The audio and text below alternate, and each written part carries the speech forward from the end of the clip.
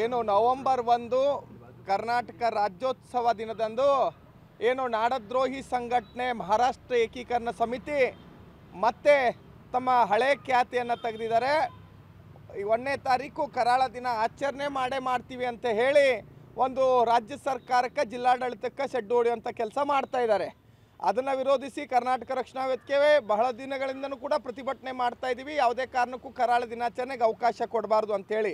ಅದೇ ಕಾರಣಕ್ಕಾಗಿ ಜಿಲ್ಲಾಡಳಿತ ಮಹಾರಾಷ್ಟ್ರ ಏಕೀಕರಣ ಸಮಿತಿಯ ಮುಖಂಡರುಗಳಿಗೆ ನೋಟಿಸ್ ಕಳಿಸಿ ಸಂಬಂಧಪಟ್ಟಂಥ ಸೂಕ್ತವಾದಂಥ ಕ್ರಮವನ್ನು ತಗೊಳ್ಳಿಕ್ಕೆ ಎಚ್ಚರಿಕೆ ಕೊಟ್ಟಿತ್ತು. ಆದರೆ ಇವತ್ತು ಮತ್ತೆ ಬಂದು ನಾವು ಕರಾಳ ದಿನಾಚರಣೆ ಮಾಡ್ತೀವಿ, ಮಹಾರಾಷ್ಟ್ರದ ಗಡಿ ಉಸ್ತುವಾರಿ ಸಚಿವರನ್ನ ಕರೆಸಿ ಇಲ್ಲಿ ನಮ್ಮ ವಿರೋಧವನ್ನು ರಾಜ್ಯೋತ್ಸವಕ್ಕೆ ವಿರೋಧವನ್ನು ವ್ಯಕ್ತಪಡಿಸ್ತೀವಿ ಅಂತ ಏನು ಉದ್ದಟತನವನ್ನು ಪ್ರದರ್ಶನ ಮಾಡ್ತಾ ಇದ್ದಾರೆ. ಇದಕ್ಕೆ ಕರ್ನಾಟಕ ರಕ್ಷಣಾ ವೇದಿಕೆ ನಾವು ಯಾವುದೇ ಕಾರಣಕ್ಕೆ ಒಪ್ಪುವುದಿಲ್ಲ, ಸಹಿಸುವುದಿಲ್ಲ.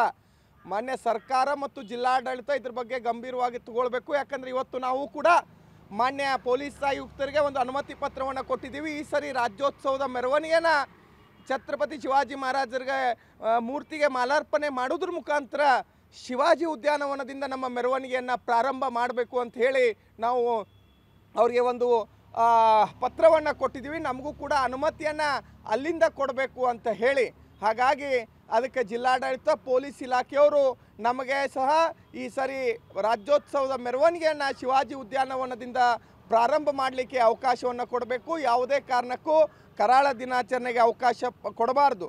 ಒಂದು ವೇಳೆ ಕರಾಳ ದಿನಾಚರಣೆಗೆ ಅವಕಾಶ ಕೊಟ್ಟಿದ್ದೇ ಆದಲ್ಲಿ ಬೆಳಗಾವಿಯ ಕಾನೂನು ಸುವ್ಯವಸ್ಥೆಗೆ ಧಕ್ಕೆ ಆಯಿತು ಅಂದರೆ ನೇರವಾಗಿ ಜಿಲ್ಲಾಡಳಿತ, ಪೊಲೀಸ್ ಇಲಾಖೆ ಮತ್ತು ಇಲ್ಲಿಯ ಸರ್ಕಾರ, ಇಲ್ಲಿಯ ಸಂಬಂಧಪಟ್ಟಂಥ ಜನಪ್ರತಿನಿಧಿಗಳು ಹೊಣೆ ಆಗ್ತಾರೆ ಅಂತ ಈ ಸಂದರ್ಭದಲ್ಲಿ ನಾನು ಎಚ್ಚರಿಕೆಯನ್ನು ಕೊಡ್ತಾ ಇದ್ದೀನಿ.